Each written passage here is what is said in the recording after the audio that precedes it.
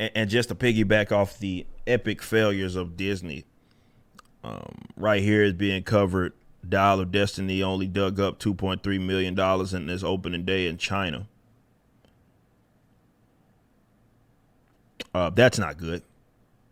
That's not good at all. Numbers are also being reported even higher than what it is that I said, or what I had understood to be the truth, in 300 million. Some people are saying 400 million to make. They're not making any money off of that product. It's just not going to happen. But you also have another fail, which this is hitting write-off status. After 7 weeks, some show that I've literally never heard of called Crater has been removed from Disney Plus. Disney Plus mercilessly wipes a 50 million sci-fi blockbuster from its existence just 7 weeks after it premiered. Reviews were generally solid across the board, but the almost complete lack of marketing campaign ensured that nobody really knew Crater was even a thing. Yeah, I just heard of it, but they spent $50 million into it, so they paid something. They paid a little something. It ain't just they didn't pay jack. They paid something. Even the Mouse House removing the film from the content library and erasing it from existence so soon after its debut is a cruel move, if not quite an entirely surprising one. What makes it all the more shocking is that it only premiered on May 12th, meaning Crater was available to Disney Plus subscribers for exactly 7 weeks before the company decided that it wasn't worth the hassle of keeping it around. Write it off. Write it off. The Cosmic Caper had a decent concept, a sizable budget, and may have ultimately found life as an ongoing favorite. No, if it had life as an ongoing favorite, they would have kept it there. But unless somebody steps in to secure the distribution rights, there's a distinct chance that nobody is going to be able to see it ever again. And this is the thing about this whole solid review thing, right? When you look at a success or lack thereof, there's a couple of things that you have to consider. How much are you spending to make this happen, right?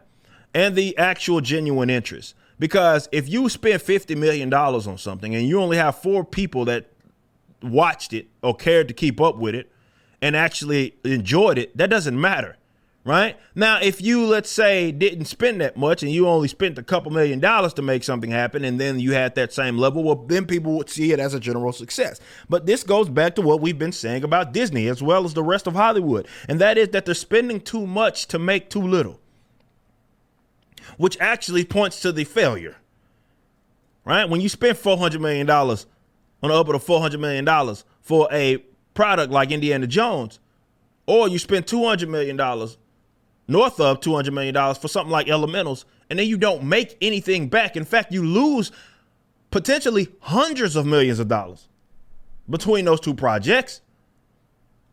That's not the goal. You're spending too much money. And then it's going to get worse. That's the funny thing. Because as Hollywood sits here and goes on these various strikes, writer strikes here and potential actor strikes and negotiations that are happening because these idiots and their stupid unions, they think they deserving of more money. Y'all got enough red tape as it is and enough L's that you're catching that they think they should get more. And that's the corner that they really painted themselves in.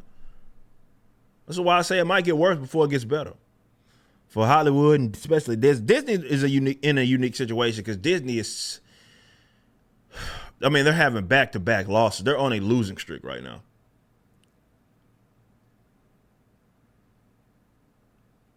Back-to-back L's, and then once where it was such a reliable asset for you guys, such a reliable angle that you could really depend on. At one point, you could depend on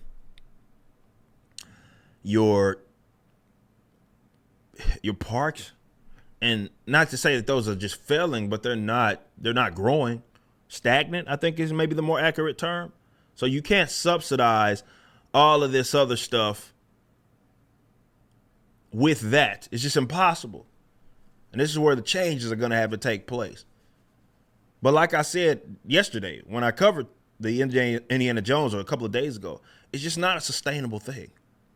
You don't spend this much to only, even if you broke even, that's a loss. Breaking even is a loss, because at that point, definitely for a brand as established as Disney, you don't sink that much money. Let's say I don't know how many years these like certain movies are in production, or a show on Disney Plus.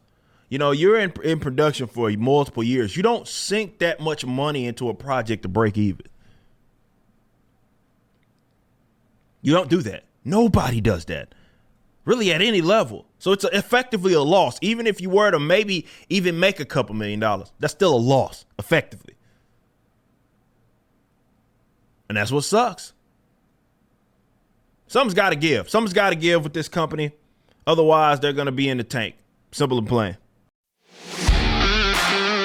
If you like this video and want to get into a new comic book universe, visit Rippaverse.com.